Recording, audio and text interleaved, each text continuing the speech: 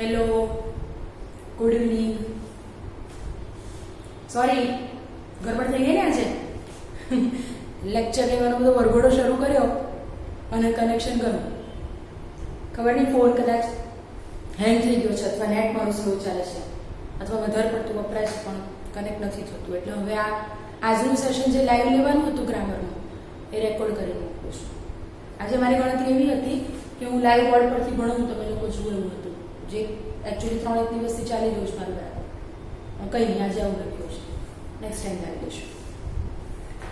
હવે લાસ્ટ આપણે જોયું તો એક્સપ્રેસિંગ, જે મેં તમને રેકોર્ડ કરેલો વિડીયો મોકલ્યો હતો એક્સપ્રેસિંગ ટાઈમ. ફરી પાછા આજે આપણે એક ફંક્શન તરફ આગળ વધીએ. જાણીતું છે આમ તો ફંક્શન તમારા માટે બહુ એક્સપ્રેસિંગ. ચલો નામ તમે નક્કી કરો, હું નામ નથી કહેતી. શું હશે તમારે નક્કી કરવાનું છે. હું બોર્ડ પર લખું છું 2 વાક્યો, તમારે એને જોડવાના. તમારા મગજમાં પહેલો જે શબ્દ એને જોડવા માટે આવે એ તમારું ફંક્શન. તૈયાર? રેડી?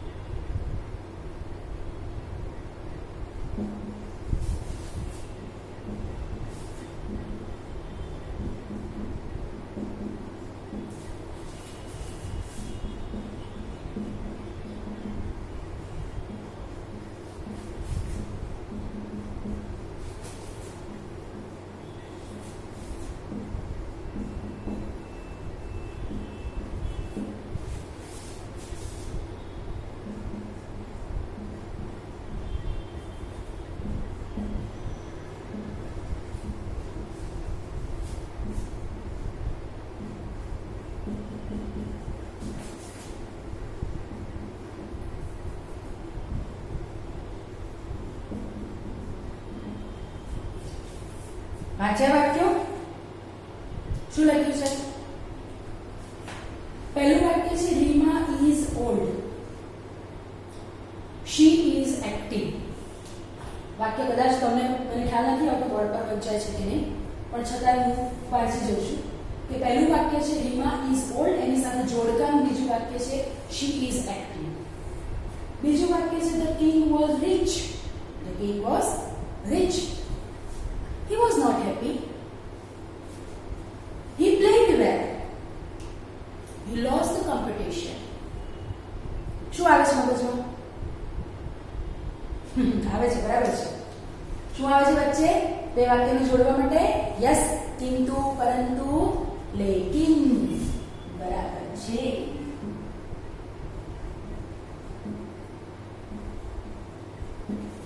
કેમ વટ જ મગજમાં આવે? because ના આવ્યું, so ના આવ્યું, that ના આવ્યું, then ના આવ્યું, when ના આવ્યું. બટ જ કેમ?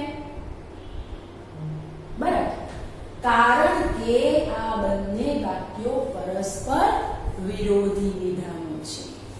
પરફેક્ટ. બે પરસ્પર વિરોધી ઘટનાઓને અથવા બે પરસ્પર વિરોધી વિધાનોને જોડવા માટે હંમેશા સંયોજક તરીકે, કંજંક્શન તરીકે બટ વપરાય.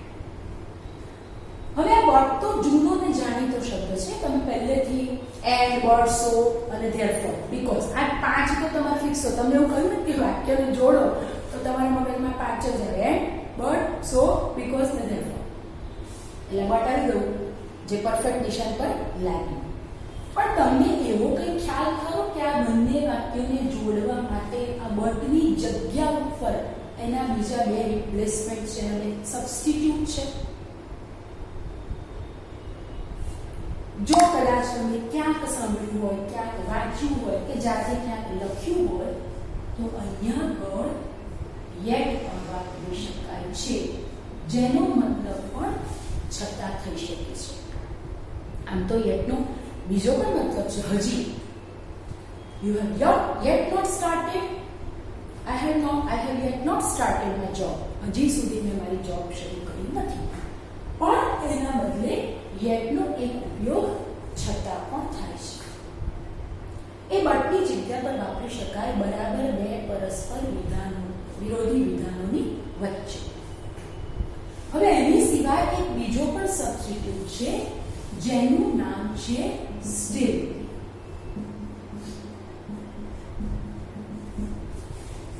તો બે પરસ્પર વિરોધી વિધાનો અથવા ઘટનાઓને બરાબર વચ્ચેથી જોડવા માટે વિરોધાભાસી સંયોજક બટ યેટ અને સ્ટીલ વાપરી શકાય છે. અને આ બટ યેટ અને સ્ટીલ પછી વપરાતું વાક્ય એ આખી રચના ભેગી થઈને એક ફંક્શન બનાવે છે જેનું નામ છે એક્સપ્રેસિંગ કોન્ટ્રાસ્ટ. તો તમારા ફંક્શનનું આજના નામ છે એક્સપ્રેસિંગ કોન્ટ્રાસ્ટ. થોડું ભેગું લખું છું કારણ કે મને ખબર નથી કે તમને ત્યાંથી ઉપરનું હેડિંગ દેખાય છે કે નહીં. તો આજના આપણા ફંક્શનનું નામ છે એક્સપ્રેસિંગ કોન્ટ્રાસ્ટ. હવે આ તો થઈ બે પરસ્પર વિરોધી વિધાનોને બરાબર વચ્ચેથી જોડવા માટેની વાત. પણ હું તો મારા વચ્ચેથી નથી જોડવા, મારે તો વાક્યની પહેલેથી જોડવા છે. એટલે કે આ બે વાક્યોને જોડવા માટે મારે વાક્યની શરૂઆતમાં એક સંયોજક લગાડવું છે. જેમ આપણે ઇફ અનલેસ લગાડતા હતા, as soon as, no sooner અને hardly લગાડતા હતા, એવી રીતે મારે તો વાક્યની શરૂઆત સંયોજકથી કરવી છે. તો મારી પાસે કોઈ ઓપ્શન ખરા? આ નથી વાપરતા. બરાબર છે. કોને યાદ આવ્યું? કોઈ બોલ્યું ક્યાંક બોલ્યું જેને 11મા ધોરણમાં થોડું ઘણું ભણેલું યાદ છે એવું કોઈક બોલ્યું ખરું. બરાબર ને? તો કોણ બોલ્યું? કે જે બોલ્યું એને શાબાશ. ધો. મારે આ ત્રણ નથી લખવા તો મારી પાસે આ એક ઓપ્શન છે. ધો રીમા ઇઝ ઓલ્ડ પછી અલ્પવિરામ she is active. અહીંયા પણ એવું જ કે though the king was rich, he was not happy. Though he played well, he lost the competition. તો વાક્યની શરૂઆતમાં પણ સંયોજક જે કોન્ટ્રાસ્ટ વાક્યોને જોડવાનું કામ કરે છે એ વાપરી શકાય છે. હવે બીજી એક વસ્તુ જાણી લો કે મેં જે ત્રણ વાક્યો લખ્યા છે એ પણ મેં ટેકનિકલી જુદા જુદા લખ્યા છે. એ તમને સમજાવવા માટે કે કોઈ એક ચોક્કસ નિયમ હોતો નથી શેના માટે આ સંયોજકોને વાપરવા માટે. જેમ કે મેં અહીંયા પણ પહેલા બે વાક્યો લખ્યા છે. બંને વાક્યો વર્તમાન કાળમાં છે અને બંને વાક્યો એફર્મેટિવ છે. That means both the sentences are positive. They are not having any negativity or not in them. જ્યારે મેં બીજા વાક્યમાં એવું કર્યું છે કે બંને વાક્ય ભૂતકાળમાં છે જેમાંથી પહેલું વાક્ય હકાર છે અને બીજું વાક્ય નકાર છે. મેં ત્રીજા વાક્યની અંદર પણ બંનેમાં ભૂતકાળનો પ્રયોગ કર્યો છે પણ એમાં બંને વાક્યો હકાર છે. તો આ ત્રણ જુદા જુદા વાક્યો લખીને મેં તમારી પાસે એવી હકીકત રજૂ કરી છે. I want to prove that these contrast words, these conjunctions can be used in all the types of sentences. That means કે એ બંને વાક્યો કોઈ પણ કાળમાં હોઈ શકે છે. અલબત્ત એટલું ધ્યાન રાખવાનું કે બંને કાળનો રેફરન્સ સાથે હોવો જોઈએ, એટલે સરખો હોવો જોઈએ અથવા એક સાથે જોડાયેલો હોવો જોઈએ. એટલે હું એવું કહેવા માંગુ છું કે આ વાક્ય આવું હોય કે ભાઈ the king is rich, તો પછી પાછળ એમ ના લખાય કે he was not happy. તમે અત્યારમાં રીચ હોવાની વાત કરો છો, ભૂતકાળમાં હેપી નહોતો એવી વાત કરો એવું ના ચાલે. તમારે બંનેના કાળનો રેફરન્સ ચેક કરવો પડે. તો એવો કોઈ નિયમ નથી કે માત્ર વર્તમાન કાળમાં વપરાય. ભાઈ એવો પણ કોઈ નિયમ નથી કે આગલું હકાર તો પાછલું હકાર ને આગલું નકાર તો પાછલું નકાર. આ બંને વાક્યોના કરતા જુદા જુદા પણ હોઈ શકે છે. એક સીધું સાદું એક્ઝામ્પલ આપણને આપું છું.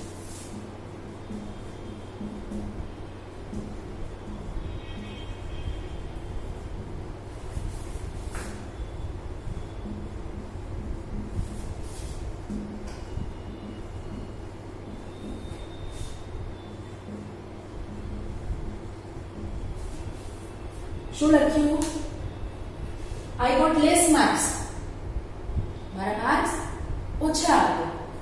My parents did not scold me. મારા મમ્મી પપ્પાએ મને ઠપકો આપ્યો નહીં. આમ તો રેર બને એટલે આ તો આમ રિયલ ઘટના કહેવાય.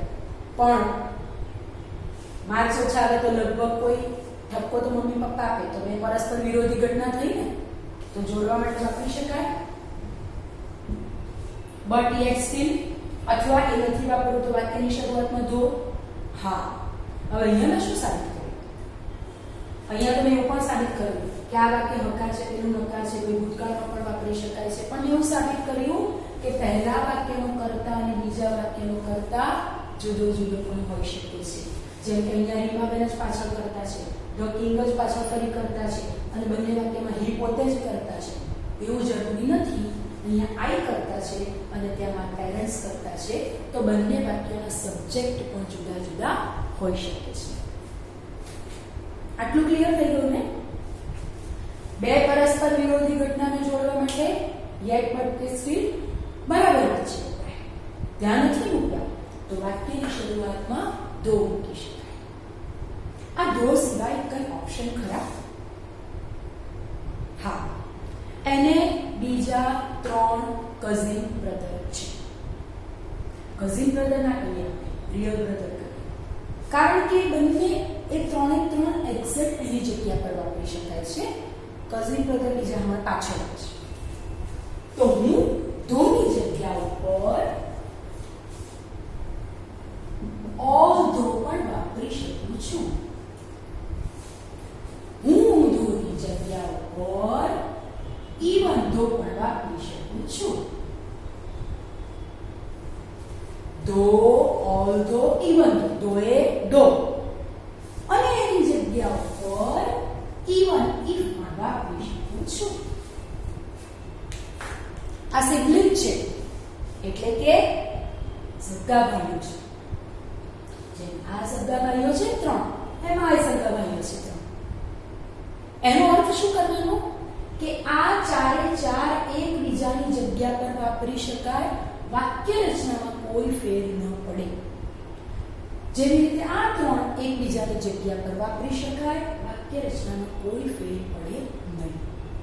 આ 3 અને આ 3 સોરી આ 4 અને આ 3 સાથે શું સૂચવે છે? Expressive contrast. વાક્યની શરૂઆતમાં વપરાય, વાક્યમાં વચ્ચે વપરાય. હવે આ 4 ને વાપરીને આ બધા જ વાક્યોને એકવાર ચેક કરીએ. Though the king was rich, he was not happy. Sorry. Although he played well, he lost the competition. Even though I got less marks, my parents did not scold me. Even if I got less marks, my parents did not scold me. Hello? તો તમે 7 રીતે આ રચનાને લખી શકો. એક વાક્ય તમને આપ્યું હોય તો તમે 7 જુદી જુદી રીતે લખી શકો. ભાવાર્થ એનું એ વાક્યની રચના લગભગ સરખી છે અને એનું ટાઇટલ શું આવે? Expressive contrast. હવે થોડા આગળ વધીએ. આ કોન્ટ્રાસ્ટ નીચે વાક્યોને જોડવા માટે મારી પાસે હજી બીજા 2 ઓપ્શન છે, જે આ બધાના એટલે કે આના અને આના કઝિન બ્રધર છે. આપણે યાદ રાખીશું કે ભાઈ આ એક સગા ભાઈનું જૂથ, આ એક સગા ભાઈનું જૂથ અને આ બધા અંદર અંદર કઝિન કહેવાય. જે બધાનું મૂળ એનું મૂળ કહીએ ને આપણે કે વડવાઓનું મૂળ, ફેમિલીનું રૂટ ક્યાં છે, એ રીતે એનું ફેમિલીનું રૂટ કયું? Expressive contrast. તો મારે તો આ પણ નથી વાપરવું, મારે તો આ પણ નથી વાપરવું.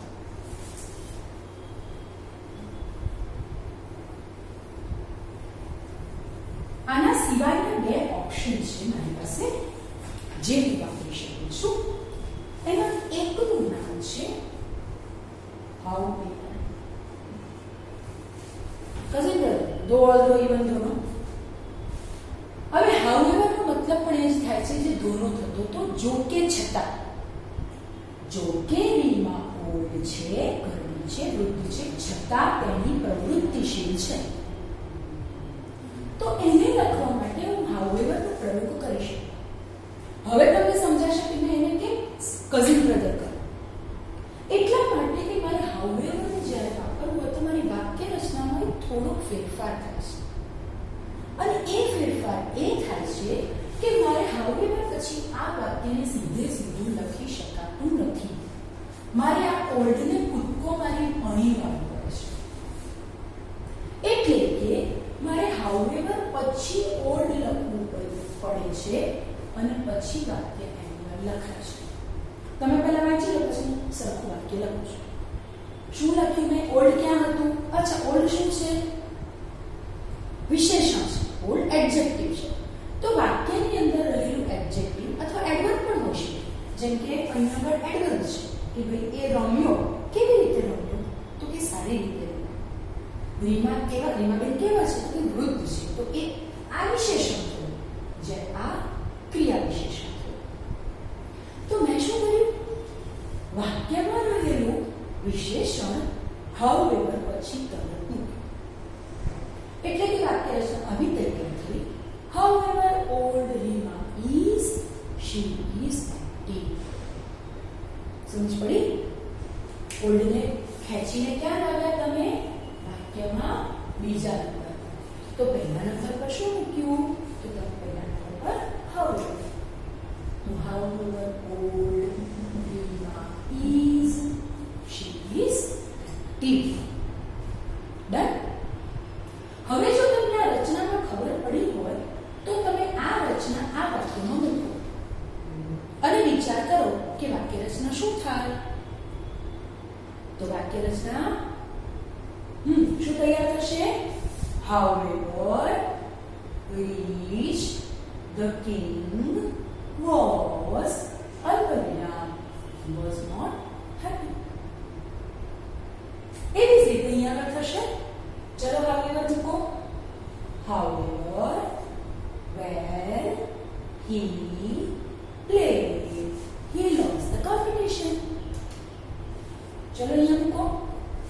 અહીંયા શું કરશો? અહીંયા તો બધે ત્રણ જ શબ્દો હતા, ચાર થઈ ગયા.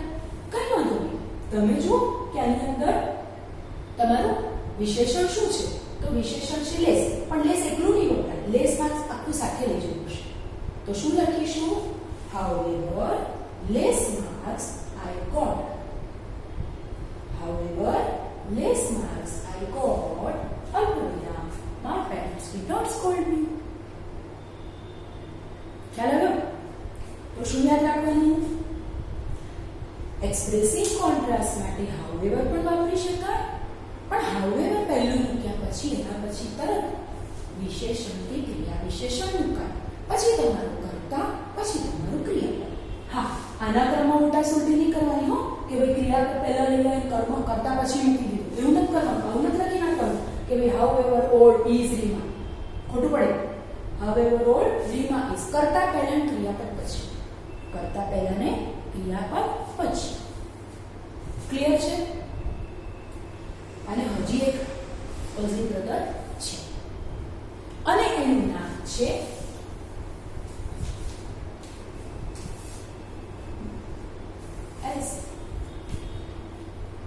એઝ ને યાદ રાખજો. એઝ ને હું કાયમ કહું છું કે એઝ ઇઝ વેરી ડેન્જરસ. પૂછો કેમ? કારણ કે તમે જેટલા ફંક્શન શીખો છો ને એ બધામાંથી મોટા ભાગનામાં એઝ વપરાય છે અને દરેક વખત એની રચના બદલાતી રહે છે. તો એઝ કોન્ટ્રાસ્ટમાં પણ વાપરી શકાય છે. રીઝનમાં પણ વપરાતો તો યાદ છે ને? હવે કોન્ટ્રાસ્ટમાં પણ વાપરવાનું. હવે જુઓ આ વાક્યને આમ ને આમ વાંચો. ચલો મેં અહીંયા એઝ આ વાક્યને વાંચી નાખો. As the king was rich. તો વાક્યનું ભાષાંતર શું કરશો? કારણ કે રાજા પૈસાદાર હતો. તો હવે આ પાછળ સાચું બનશે. He was not happy. શું આવે? આવું આવે? હી વોઝ હેપી પણ હી વોઝ નોટ હેપી. તો આ વાક્યની અંદર વિરોધાભાસ નાખવો પડે. જો કે રાજા રીચ હતો છતાં તે ખુશ નહોતો. તો એવું કરવા માટે મારે એવું કરવું પડે કે જે પેલું અહીંયા આપણે જ્યારે હાઉએવર લખ્યું યાદ કરો કે આપણે જે હાઉએવર વાળી રચના લખી તેમાં શું લખ્યું? however old માં is. હવે જો અહીંયા શું કમાલ કરું છું, આ જે વિશેષણ હતું એવું અહીંયા પણ આ વિશેષણ છે, તો એ વિશેષણને કૂદકો મારીને આગળ લઈ જવાનું પહેલા નંબર પર. એટલે કે મારે આવું લખવું પડે.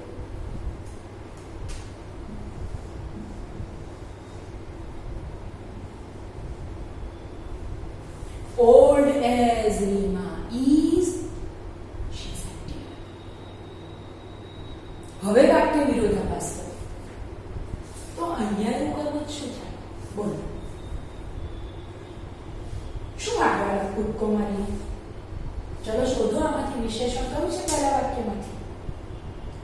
બરાબર, આખું બોલ્યા. શું જ આગળ લાવવાનું છે?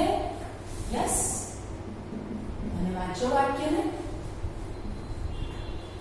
Rich as the king was, he was not happy. Rich as the king was, he was not happy એટલે જો કે રાજા પૈસાદાર હતો છતાં રાજા ખુશ નહોતો. હવે આપણે આવશે શું કરી દેવાનું? પહેલા વેલ આગળ આવ્યો, તમે શું મૂકી દો? વેલ અને પછી મૂકો એઝ. અહીંથી નીકાળી, અહીંથી કાઢી નાખો. તો શું થયું? Well as he played, he lost the competition. થઈ ગયું? અહીંયા પણ થઈ શકશે. લાવો કૂદકો મારીને આગળ. શું લાવવાનું કૂદકો મારીને આગળ? Less marks. લાવી દીધું? તો વાક્યને થોડું ફરી બરાબર સત્ય લખી નાખીએ એટલે સમજ પડે. ચલો, લેસ માર્ક્સ. હવે શું મૂકવાનું? આખું જોડકાનું આગળ ગયું એટલે બાકી એસ કયા નંબર પર છે? એઝ પર બીજા નંબર પર. Less marks as I got, my parents did not scold me. થયું? શું યાદ રાખીશું કહો? તો એઝ જ્યારે બોલું છું બરાબર યાદ રાખી લેજો. એઝ જ્યારે પહેલા વાક્ય પર બીજા નંબરમાં મુકાય. એઝ જ્યારે પહેલા વાક્યમાં બીજા નંબર પર મુકાય, પહેલા વાક્યમાં બીજા નંબર પર, તો યાદ રાખવાનું કે એ વાક્ય એક્સપ્રેસિવ કોન્ટ્રાસ્ટનું ફંક્શન જ તૈયાર કરે છે. પડી સમજ? એઝ કયા નંબર પર? પહેલા વાક્યમાં બીજા નંબર. However કયા નંબર પર? પહેલા વાક્યમાં પહેલા નંબર. તો એમાં શું ફેર? તો એમાં however પછી વિશેષણ અને as ની પહેલા વિશેષણ. યાદ રહેશે? સહેજ પણ ગૂંચવણ મગજમાં થવી જોઈએ નહીં. હવે બેટા પાક્કું યાદ રાખવાનું છે. ચલો એકવાર રિકોલ કરી લઈએ. બિલકુલ તમારા મગજની અંદર એક આખું પિક્ચર ક્લિયર કરો કે એક્સપ્રેસિવ કોન્ટ્રાસ્ટ. એક્સપ્રેસિવ કોન્ટ્રાસ્ટની અંદર yet, but અને still બે વાક્યોની બરાબર વચ્ચે મુકાય, જેનો અર્થ થાય છે કિંતુ પરંતુ લેકિન. પછી આવે છે બીજા ચાર, though, although, even though, even if. ક્યાં મુકાય? તો વાક્યની બરાબર પહેલા. એના પછી એક વાક્ય સીધું સીધું, અલ્પવિરામ પછી બીજું વાક્ય પણ સીધું સીધું, પરંતુ બંને વાક્યો એકબીજાના કોન્ટ્રાસ્ટ. એના પછી વારો આવે however. however ક્યાં મુકાય? એ પણ પહેલા મુકાય, પણ એને પહેલું મૂક્યા પછી વાક્ય સીધું સીધું લખાય નહીં. તો પછી however પછી તરત શું મૂકવું પડે? તો કે વિશેષણ કે ક્રિયા વિશેષણ. પછી તમારું કર્તા, પછી તમારું ક્રિયા. અને એઝ મૂકવું હોય તો લઈ જાઓ વિશેષણ કે ક્રિયા વિશેષણનો કૂદકો મારી પહેલા. એના પછી મૂકો એઝ. એના પછી કર્તા અને પછી ક્રિયાપદ અલ્પવિરામ, પાછળનું વાક્ય એમનું એ. યાદ રાખજો, પહેલા વાક્યમાં કર્તા અને ક્રિયાપદ એટલે એન્જિન અને ડબ્બો. કર્તા એટલે એન્જિન, ક્રિયાપદ એટલે ડબ્બો. એન્જિન પછી ડબ્બો જોડાય, એન્જિનની પહેલા ડબ્બો જોડાય નહીં, નહીતર ગાડી ચાલે નહીં. એટલે કર્તાની ક્રિયાપદના ક્રમમાં કોઈ ફેરફાર કરવાનું નથી. ખાલી વિશેષણ કે ક્રિયા વિશેષણ ઉચકીને કાં તો બીજા નંબર પર ને કાં તો સૌથી પહેલું મૂકવાનું. દેવાનું છે. હાઉએવર બીજા નંબર પર ને એઝમાં પહેલા નંબર પર, એઝ બીજા નંબર પર. એઝ ક્યાં? બીજા નંબર પર. હું વારંવાર એઝ બીજા નંબર પર, એઝ બીજા નંબર પર એવું કહું છું એટલા માટે કે તમારે એઝને કઈ જગ્યા પર મૂકવાથી કઈ રચના તૈયાર થાય છે બહુ જ યાદ રાખવું પડશે. કારણ કે એઝ ક્યાંક પહેલું મૂકીને અલગ રચના તૈયાર કરે છે, બીજા નંબર પર મૂકીને અલગ રચના તૈયાર કરે છે, બરાબર વચ્ચે મૂકીને અલગ રચના તૈયાર કરે છે. એઝની સાથે બીજું વાક્ય બને, બીજું શબ્દ જોડાય તો અલગ રચના તૈયાર થાય છે. એટલે વારંવાર એ વસ્તુ પર ધ્યાન આપજો કે પહેલા વાક્યમાં એઝ, બીજા નંબર પર that means expressing contrast. Done છે? એક બીજું એક્ઝામ્પલ લઈએ અને ફરી આખું એકવાર ચિત્ર ક્લિયર કરો. આ વખતે તમારે મારી સાથે અને બોલતા જવાનું છે અને ચેક કરતા જવાનું છે કે તમારે ક્યાં ક્યાં શું શું ધ્યાન રાખવાનું છે. where you have to just take care and how the structure gets changed for the sentence.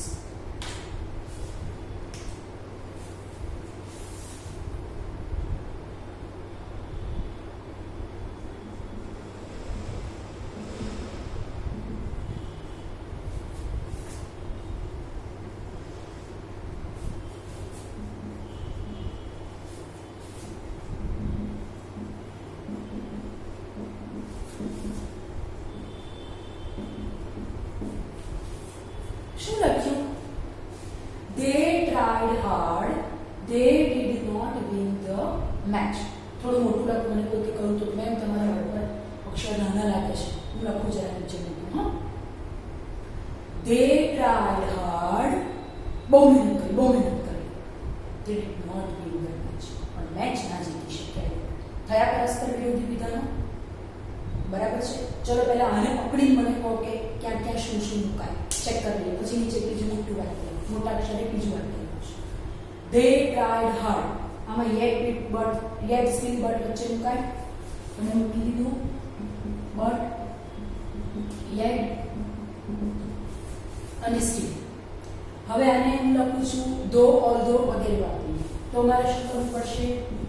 વાક્યની શરૂઆતમાં મેં લખ્યું though અથવા લખ્યું although અથવા લખ્યું even though અથવા લખ્યું even if. ડન છે?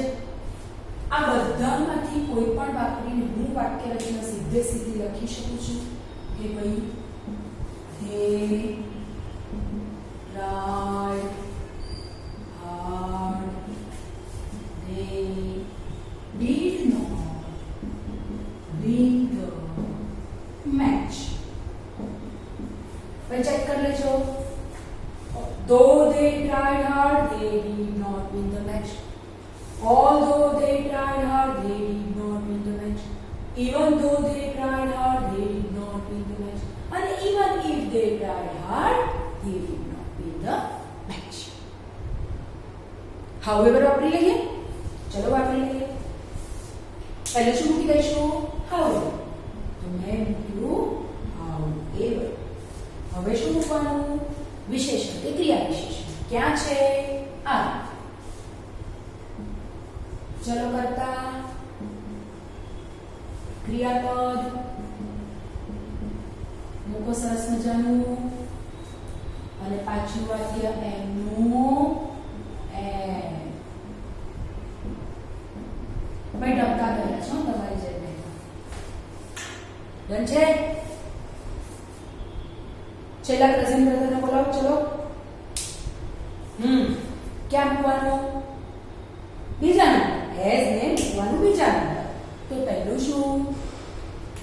વિશેષણ કે ક્રિયા વિશેષણ. લાવો ઉચકીને આગળ. hard as they tried. હવે તો બહુ જ કંટાળવાનો.